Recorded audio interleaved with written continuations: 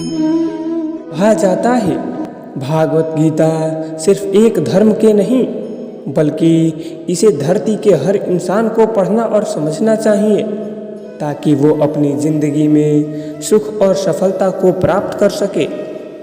भागवत गीता में कुल 18 अध्याय हैं और इन 18 अध्यायों में कुल 700 श्लोक हैं जो सभी के लिए पढ़ पाना थोड़ा मुश्किल है। इसलिए हम भागवत गीता के 111 विचारों के बारे में बात करने वाले हैं जिन्हें जानकर आप भागवत गीता का मतलब समझ पाएंगे। इसलिए इसे आप रोज सुबह सुने। श्री कृष्ण कहते हैं परिवर्तन ही संसार का नियम है। समय के साथ संसार में हर चीज परिवर्तन के नियम का पालन करती है।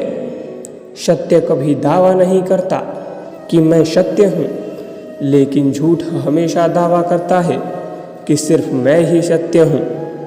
नरक के 3 द्वार हैं, वासना, क्रोध और लालच। किसी का अच्छा ना कर सको तो बुरा भी मत करना, क्योंकि दुनिया कमज़ोर है लेकिन दुनिया बनाने वाला नहीं। सदैव संदेह करने वाले व्यक्ति के लिए प्रसन्नता ना इस लोक में है ना ही कहीं और। जो चीज़ हमारे दायरे से बाहर हो उसमें समय गंवाना मूर्खता ही होगा। न तो यह शरीर तुम्हारा है और न ही तुम इस शरीर के मालिक हो। यह शरीर 5 तत्वों से बना है, आग, जल, वायु और आकाश। एक दिन यह शरीर इन्हीं 5 तत्वों से विलीन हो जाएगा। जिंदगी में हम कितने सही हैं और कितने गलत हैं यह केवल 2 लोग जानते हैं, एक परमात्मा और दूसरा हमारी अंतर आत्मा। परिवर्तन ही संसार का नियम है।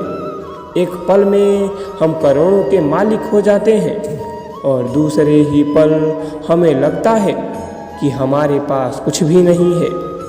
क्रोध से भ्रम पैदा होता है, भ्रम से बुद्धि व्यग्र होती है। जब बुद्धि व्यग्र होती है तब तर्क नष्ट हो जाता है। जब तर्क नष्ट होता है तब व्यक्ति का पतन हो जाता है। जैसे अंधेरे में प्रकाश की ज्योति जगमगाती है, ठीक उसी प्रकार से सत्य की चमक भी कभी फीकी नहीं पड़ती। इसलिए व्यक्ति को सदैव सत्य के मार्ग पर चलना चाहिए। मनुष्य जिस रूप में ईश्वर को याद करता है, ईश्वर भी उसे उसी रूप में दर्शन देते हैं। अपने आप को भगवान के प्रति समर्पित कर दो, यही सबसे बड़ा सहारा है। जो कोई भी इस सहारे को पहचान गया है वह डर, चिंता और दुखों से आज़ाद रहता है।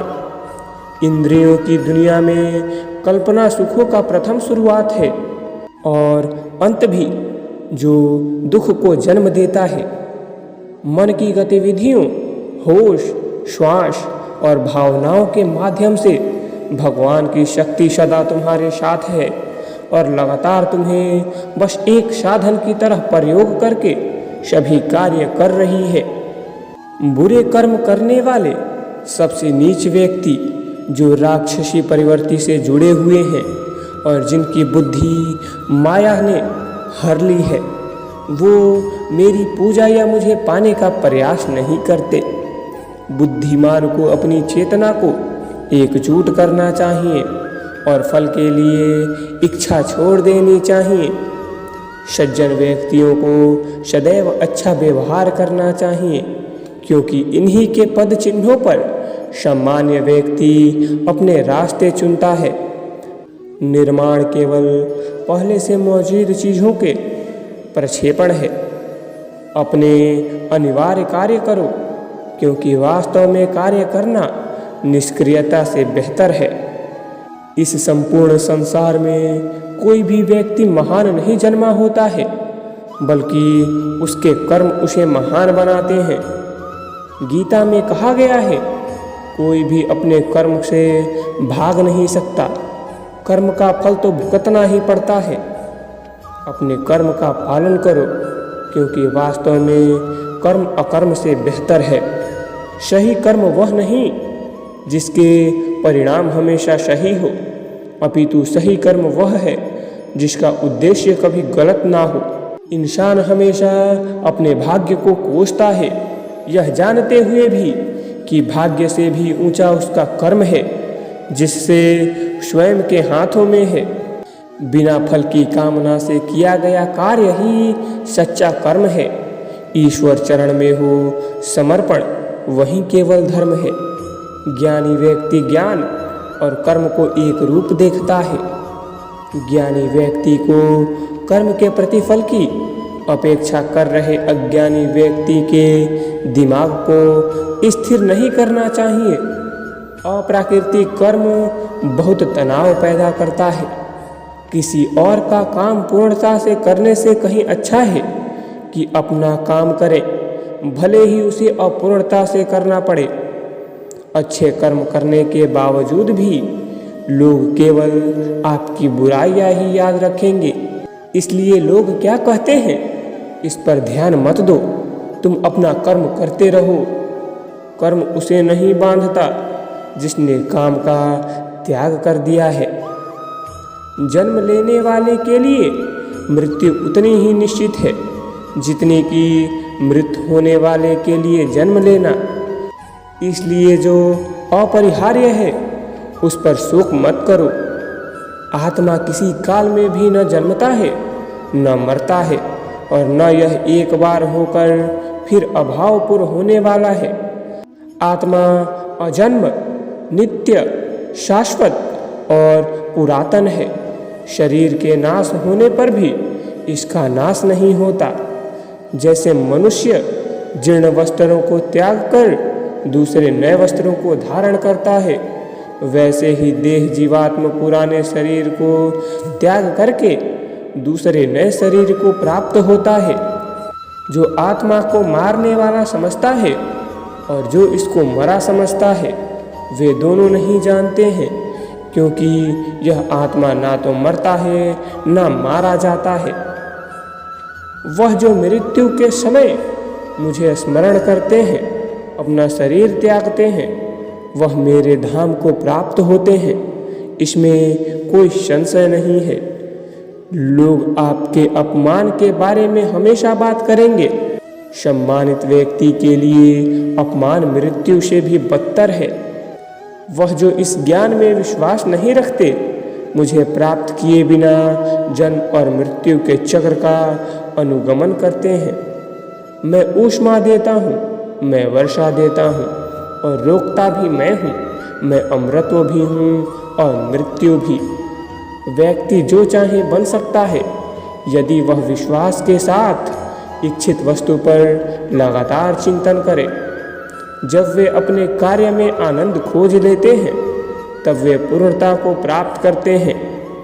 याद रखना, अगर बुरे लोग सिर्फ समझाने में समझ जाते तो बांसुरी बजाने वाला भी कभी महाभारत होने नहीं देता। जो बीत गया उस पर दुख क्या करना, जो है उस पर अहंकार क्यों करना, जो आने वाला है उसका मोह क्यों करना। हमारी व्यर्थ की चिंता और मन का भय एक ऐसा रोग होता है जिससे हमारी आत्मीय शक्ति बिखर जाती है। हर व्यक्ति का विश्वास उसकी प्रकृति के अनुसार होता है। जो इंसान किसी की कमी को पूरी करता है वो सही अर्थों में महान होता है। जो हुआ वह अच्छे के लिए हुआ, जो हो रहा है वह भी अच्छे के लिए ही हो रहा है, और जो होगा वह भी अच्छे के लिए ही होगा। हे पार्थ, मैंने और तुमने अपने कर्तव्यों को निभाने के लिए धरती पर कई अवतार लिए, लेकिन मुझे याद है और तुम्हें नहीं। मेरे लिए ना कोई घृणित है ना प्रिय है, किंतु जो व्यक्ति भक्ति के साथ मेरी पूजा करते हैं वो मेरे साथ हैं और मैं भी उनके साथ हूँ। मनुष्य अपने हृदय से जो दान कर सकता है वो अपने हाथों से नहीं कर सकता, और मौन रहकर जो कुछ वो कह सकता है वो शब्दों से नहीं कह सकता। प्रत्येक बुद्धिमान व्यक्ति को क्रोध और लोभ त्याग देनी चाहिए, क्योंकि इससे आत्मा का पतन होता है। मैं उन्हें ज्ञान देता हूँ जो सदा मुझसे जुड़े रहते हैं और मुझसे प्रेम करते हैं। मैं सभी प्राणियों को समान रूप से देखता हूँ, ना कोई मुझे कम प्रिय है ना कोई अधिक, लेकिन जो मेरी प्रेम पूर्वक आराधना करते हैं वो मेरे भीतर रहते हैं और मैं उनके जीवन में आता हूँ। सब धर्मों का परित्याग करके तुम एक मेरी ही शरण में आओ, मैं तुम्हें समस्त पापों से मुक्त कर दूंगा। तुम शोक मत करो। प्रबुद्ध व्यक्ति सिवाय ईश्वर के किसी और पर निर्भर नहीं करता। मेरी कृपा से कोई सभी कर्तव्यों का निर्वाह करते हुए भी बस मेरी शरण में आकर अनंत अविनाशी निवास को प्राप्त करता है। हे अर्जुन, केवल भाग्यशाली योद्धा ही ऐसा युद्ध लड़ने का अवसर पाते हैं जो स्वर्ग के द्वारा समान है। भगवान प्रत्येक वस्तु में है और सबके ऊपर भी। मुक्ति का मुख्य द्वार केवल भागवत भक्ति ही है, जिसे सभी को स्वीकार करनी चाहिए। ईश्वर ने हमें जो कुछ भी दिया है वही हमारे लिए पर्याप्त है और यही एक अटल सत्य भी है। समय, सदाचार, स्नेह एवं सेवा, ये गुण सत्य संग के बिना नहीं आते। बुद्धिमान व्यक्ति कामुक सुख में आनंद नहीं लेते। वह व्यक्ति जो सभी इच्छाओं त्याग देता है और मैं और मेरा की लालसा और भावनाओं से मुक्त हो जाता है, उसे अपार शक्ति की प्राप्ति होती है। जो व्यक्ति आध्यात्मिक जागरूकता के शिखर तक पहुंच चुके हैं, उनका मार्ग है निस्वार्थ कर्म। जो भगवान के साथ संयोजित हो चुके हैं, उनका मार्ग है स्थिरता और शांति। जो मन को नियंत्रित नहीं करते, उनके लिए वह शत्रु के सामान्य कार्य करता है। मन अवश्य ही चंचल होता है, लेकिन उसे अभ्यास और वैराग्य के माध्यम से वश में लाया जा सकता है।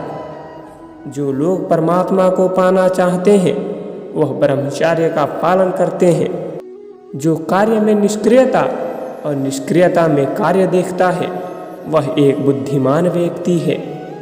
मैं धरती की मधुर सुगंध हूँ, मैं अग्नि की ऊष्मा हूँ, सभी जीवित प्राणियों का जीवन और सन्यासियों का आत्मसंयम हूँ। तुम उसके लिए शोक करते हो जो शोक करने के योग्य नहीं है और फिर भी ज्ञान की बातें करते हो। बुद्धिमान व्यक्ति ना जीवित और ना ही मृत व्यक्ति के लिए शोक करते हैं। हे अर्जुन, हम दोनों ने कई जन्म लिए हैं, मुझे याद है, लेकिन तुम्हें नहीं। तो आज के लिए बस इतना ही। आपको यह वीडियो कैसा लगा एक कमेंट ज़रूर करें और चैनल पर नए हैं तो चैनल को सब्सक्राइब करना ना भूलें। धन्यवाद। जय श्री कृष्णा।